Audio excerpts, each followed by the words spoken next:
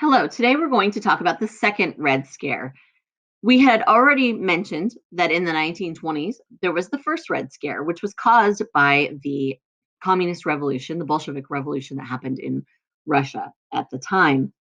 And so in the 1920s, it was a period of definite scares against communism and infiltrations and concerns over the taking away of civil liberties that people did during that time with the Palmer raids and the second Vanzetti trial and things like that. So we're going to see history repeat itself with a second Red Scare and massive anti-communism efforts during the 1940s, 1950s primarily. So the first thing to mention is that in 1940, the Smith Act was passed that made it a crime to overthrow the government by force and required all foreigners to register. So that first part doesn't seem very new because we had the the Sedition Act, the Espionage and Sedition Act of the World War I era. But now the idea that all foreigners had to register with the federal government is definitely new. Then we had the McCarran Internal Security Act in 1950, which went further and it required communist organizations to register with the government, created a subversive activities control board. It made it a felony to take any steps that might contribute substantially to the establishment of a totalitarian dictatorship in the United States. And it authorized the president in an emergency. And notice what they say is an emergency is an invasion, declaration of war, insurrection, to arrest and detain persons who we believe might engage in espionage or sabotage. So that's giving the president an awful lot of power there. Another thing that Truman did was to establish loyalty review boards. And he issued Executive Order 9835 in 1947, which set up a program to check the loyalty of federal employees. And ultimately, it's going to expand beyond just federal employees, anybody that works for the government, including teachers and people that work at colleges and universities and all that. And in announcing his order, Truman indicated that he expected all federal workers to demonstrate complete and unswerving loyalty to the United States. Anything less, he declared, constitutes a threat to our democratic processes. And a fun fact is that even today, there are many individuals who have to take loyalty oaths, including teachers. So in order to get my job, I had to sign a paper that said that I promised to uphold the Constitution of the United States. And so the loyalty review boards were something that in the time period were not popular at all. In fact, there are going to be professors at UC Berkeley who will end up being fired because they refused to participate in these. And the idea was that they would bring someone before the board and they would ask them questions about their loyalty. So it was more than just an oath, although oaths were part of some of the programs, like I said, for teachers. Now, the name that you must associate with the Red Scare of the 1950s is Joseph McCarthy, who was a senator from Wisconsin. And he is responsible for an entire era of time known as McCarthyism for what he did. And so to understand what McCarthyism is, we're going to watch a short video clip.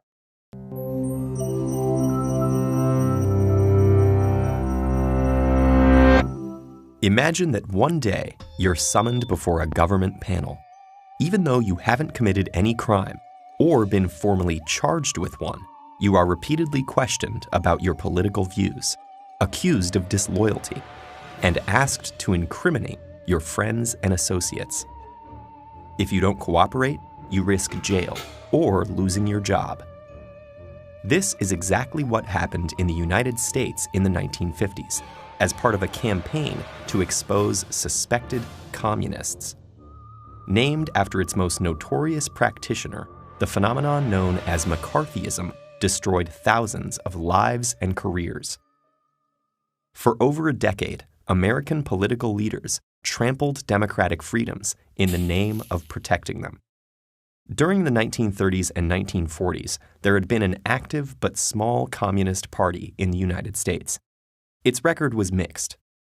While it played crucial roles in wider progressive struggles for labor and civil rights, it also supported the Soviet Union. From the start, the American Communist Party faced attacks from conservatives and business leaders, as well as from liberals who criticized its ties to the oppressive Soviet regime. During World War II, when the USA and USSR were allied against Hitler, some American communists actually spied for the Russians. When the Cold War escalated and this espionage became known, domestic communism came to be seen as a threat to national security. But the attempt to eliminate that threat soon turned into the longest-lasting and most widespread episode of political repression in American history. Spurred on by a network of bureaucrats, politicians, journalists, and businessmen, the campaign wildly exaggerated the danger of communist subversion. The people behind it harassed anyone suspected of holding left-of-center political views or associating with those who did. If you hung modern art on your walls, had a multiracial social circle, or signed petitions against nuclear weapons, you might just have been a communist. Starting in the late 1940s, FBI Director J. Edgar Hoover used the resources of his agency to hunt down such supposed communists and eliminate them from any position of influence within American society. And the narrow criteria that Hoover and his allies used to screen federal employees spread to the rest of the country. Soon, Hollywood studios, universities, car manufacturers, and thousands of other public and private employers were imposing the same political tests on the men and women who worked for them. Meanwhile, Congress conducted its own witch hunt, subpoenaing hundreds of people to testify before investigative bodies like the House Un-American Activities Committee. If they refused to cooperate, they could be jailed for contempt, or, more commonly, fired and blacklisted. Ambitious politicians like Richard Nixon and Joseph McCarthy used such hearings as a partisan weapon, accusing Democrats of being soft on communism and deliberately losing China to the communist bloc. McCarthy, a Republican senator from Wisconsin, became notorious by flaunting ever-changing lists of alleged communists within the State Department. Egged on by other politicians, he continued to make outrageous accusations while distorting or fabricating evidence. Many citizens reviled McCarthy, while others praised him. And when the Korean War broke out, McCarthy seemed vindicated. Once he became chair of the Senate's Permanent Subcommittee on Investigations in 1953, McCarthy's recklessness increased. It was his investigation of the Army that finally turned public opinion against him and diminished his power. McCarthy's colleagues in the Senate censured him, and he died less than 3 years later, probably from alcoholism. McCarthyism ended as well. It had ruined hundreds, if not thousands, of lives and drastically narrowed the American political spectrum. Its damage to democratic institutions would be long-lasting. In all likelihood, there were both Democrats and Republicans who knew that the anti-communist purges were deeply unjust, but feared that directly opposing them would hurt their careers. Even the Supreme Court failed to stop the witch hunt, condoning serious violations of constitutional rights in the name of national security. Was domestic communism an actual threat to the American government? Perhaps, though a small one. But the reaction to it was so extreme that it caused far more damage than the threat itself. And if new demagogues appeared in uncertain times to attack unpopular minorities in the name of patriotism, could it all happen again? So now that you know what McCarthyism is, a couple of the takeaways, things I want you to remember, is actually he made multiple lists. One of them was 205. That was the Wheeling, West Virginia speech. Another one, he said, I have 250 known communists in the State Department. Well, why does that matter? Well, the State Department is the one that deals with foreign policy. So if there are spies within our foreign policy department, that's not really good for us. And so people took him seriously. This is going to lead to hearings and a witch hunt of suspected communists.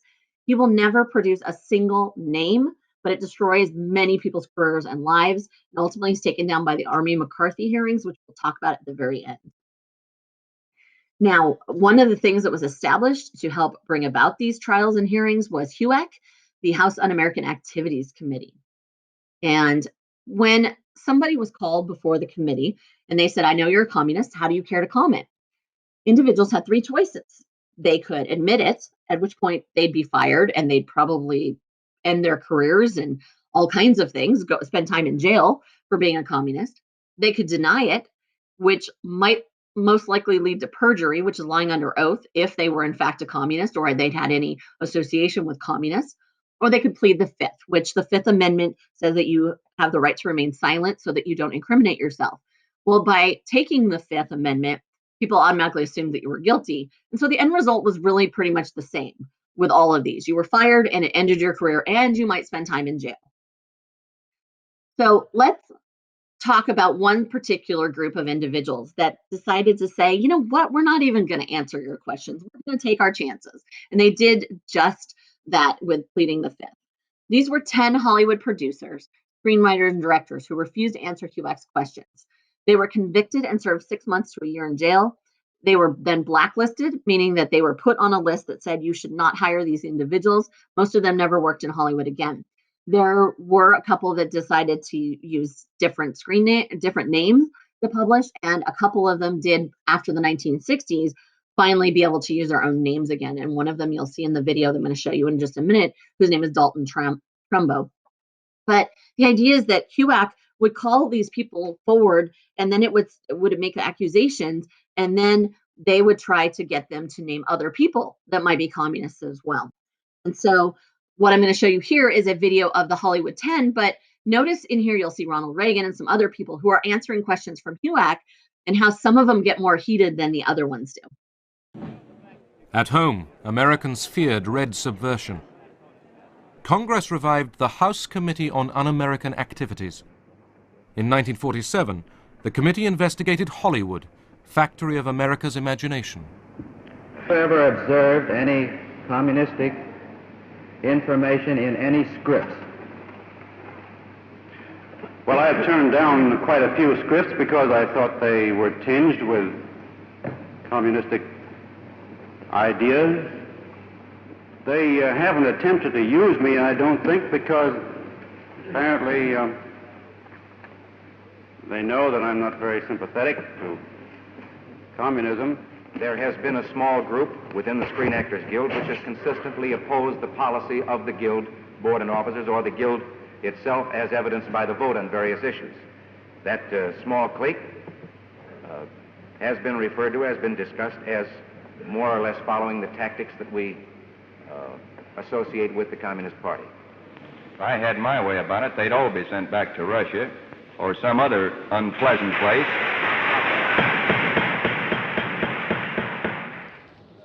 10 witnesses, the Hollywood 10, defied the committee's right to ask about their beliefs. Are you a member of the Communist Party? Or have you ever been a member of the Communist Party? It's unfortunate and tragic that I have to teach this committee the basic principles of Americanism. That's not the question. The question is, have you ever been a member of the Communist Party? I'm framing my answer in the only way in which any American citizen can frame his Then you answer denied- to a question then you- which invades his, absolutely invades Then his you right. denied, you refused to answer that question. Is that correct? I have told you that I will All right. offer my beliefs, my affiliations, and Here's the everything witness. else Here's the to the witness. American public, and they will know where I stand, as they do from what I have written. Stand away I from have the written stand. for Americanism for many years, and I shall Stand continue away from the to stand. fight for the Bill of Rights, which you are Officer, trying to take destroy. this man away from the stand. Others from the film industry demonstrated their support for the constitutional rights of the 10. Are you or have you ever been a member of the Communist Party? I believe I have the right to be confronted with any evidence which supports this question. I should like to see what you have. Oh, well, you would. Yes. Well, you will pretty soon. The witness is excused. Now we're going to talk about a couple of espionage cases here. Wait a minute, why is there a pumpkin in here? Oh, I know, that has to do with the Alger Hiss trial. And I'm going to come back to why there's a pumpkin there in just a minute. So Alger Hiss was a diplomat. He was well respected. And one day, Whittaker Chambers, who was the senior editor for Time magazine, was called before the House Un-American Activities Committee to corroborate the testimony of Elizabeth Bentley, a Soviet spy who had defected in 1945 and accused dozens of members of the U.S. government of espionage. And so one official she named to be connected with that was Alger Hiss. And so Alger Hiss is now put in trial to deal with this. Now, I took this information directly from FBI.gov, and so I did give them credit here, but you know that this information is factual because the FBI had published it and talked about its history. So Chambers, who had renounced the Communist Party in the late 1930s, testified reluctantly, and these are their words on a hot summer day. He ultimately acknowledged he was part of the communist underground and that Hiss and other members had been a member of the group. In later testimony, Hiss denies the accusation. Chambers had offered no proof whatsoever that Hiss had committed espionage and been previously connected to Bentley or the communist group. It could have ended there, but Richard Nixon, who was a California congressman, is going to insist that there's some guilt here, that Hiss is guilty. And so he's going to prod Chambers into disclosing information, suggesting there was more to the story. In later testimony, Hiss does admit knowing Chambers in the 1930s, but he continued to deny that he was a communist or had any ties to communism.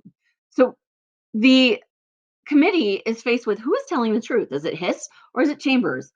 And should both of them or either of them be charged with perjury, which is lying under oath? So that's really the question that came. And it also, by the way, launched Richard Nixon's career because he was just a little known congressman from California before that. And we know he becomes president of the United States. So the pumpkin papers, why I had a pumpkin there.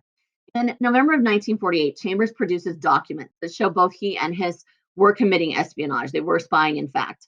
And then Chambers even provides a package of microfilm, which, by the way, he had hidden inside a hollowed out pumpkin on his Maryland farm. That's why it's known as the pumpkin paper. But within those pumpkin papers, it included some notes that were in Hiss's own handwriting. So this was really pretty much a smoking gun. Hiss is charged with perjury, though, because by the time they found this information, the time what we call the statute of limitations had run out, and they could no longer try him for treason. And so now they said, well, you lied to us by saying you didn't know Chambers.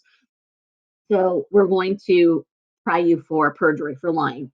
There was an extensive FBI investigation, great deal of evidence that verified Chambers' statements and revealed Hiss's cover-ups. In 1949, they had a first trial. It was a hung jury. They couldn't make a decision. They retried him in 1950, and he was convicted. He served 5 years in prison, and however, he ultimately maintained his innocence throughout the rest of his life.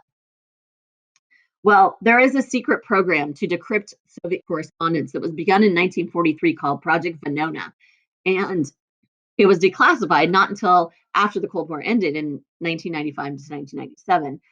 And it's still ambiguous of whether or not Hiss was actually, in fact, a spy, because there was clearly a spy in the State Department at that time who was in a high-ranking position, had a nickname Ailes because they never went by their real names. And he was there at the same time that Alger Hiss would have been there. So maybe it is Alger Hiss. But there's also the possibility it could have been a different Soviet agent, or it could have been Henry Wilder Foote, who was a former journalist, very leftist individual who maybe was the Soviet agent. So we still don't know. Espionage, talking about spying, obviously. Let's move on and talk about the concern that was prominent in everyone's mind is who, if anybody, was stealing secrets and giving the Russians information about the atomic weapons. So the Manhattan Project is obviously going on, and some of the individuals who worked on the Manhattan Project were in fact spies, and they provided valuable information on the design of the atomic bomb to the Soviets, allowing them to conduct their own weapons test in 1949. And so both historians and scientists continue to look at the issue of whether or not espionage actually helped the Soviets or not in speeding up their acquisition of a nuclear weapon, or if it was just a matter of time that they were going to get one anyway. So looking at a case related to the Manhattan Project, we have the Rosenberg trial, where Julius Rosenberg, who was a United States citizen, but also a Soviet spy, passed along information to the Soviet Union and recruited Manhattan Project spies. In fact, he recruited many scientists for this. In 1951, he and his wife were tried and convicted of espionage, and ultimately they were executed in 1953. However, there's still controversy surrounding the trial today of whether or not it was right to execute Ethel and whether or not she had any hand in it. So the information we got from Project Venona that I already mentioned previously is that Julius Rosenberg, in fact, did play a major role in recruiting scientists to steal commercial as well as industrial secrets, that he served as a link between Los Alamos Laboratory that dealt with the development of the atomic bomb and the KGB in New York. The Venona files also show that Ethel Rosenberg while aware of her husband's spying activities, played only a minor role in the overall theft of atomic secret. And had that information been available, she might have not been sentenced to death. Now, moving on to another component that we've talked kind of about, the Red Scare, and another component that's often not mentioned as much is the Lavender Scare. And it deals with homosexuals and their ousting from government jobs for the same reasons as we saw previously. And so McCarthy looks at it and he's trying to get this anti-communist fervor going even more. And so he says, you know what, these communists are trying to bribe and intimidate homosexuals who have not spoken out yet and get them to pass on important secrets. And they're more susceptible to spying, he said, than other people are. So Eisenhower creates Executive Order 10450, which banned gay men and lesbians from working in any agency of the federal government. Additionally, all private contractors doing business with the government had to fire their gay employees as well. So this meant that, like, if you worked for Boeing and Boeing had federal contracts, then you could be fired. So all told, there were over 5,000 people that lost their jobs because of the Lavender Scare. And it was called the Lavender Scare because of some group of people that called them the Lavender Lads. But this order stayed on paper and in effect until 1995, for a very long time, that this was a prohibition that existed, until Bill Clinton rescinded the order and put in place what was called Don't Ask, Don't Tell, which basically said, don't ask, where we won't ask you what your sexual orientation is, and you won't tell us, and then you can be employed within the military, specifically on that one. And then President Obama ended that in 2010. And so that's the policy. And here we have a couple of different images from the time period that show us how communism was portrayed as the mortal enemy. Americans don't patronize the Reds. You can drive the Reds out of television, radio, and Hollywood. And then, why we must drive them out, and this whole propaganda, get rid of the communists, remember the traitors, spies, the betrayals, remember to vote against communism. So they whipped people up into an absolute frenzy over communism and the degree of infiltration that had existed into our country.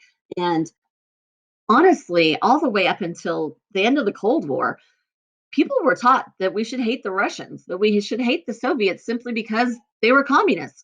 And simply because we were at war, even though it was a Cold War, we were at ideological war with the Soviets, that they must be bad people and they must be some people that we don't associate with. Of course, the vast majority of Americans had never even met a communist.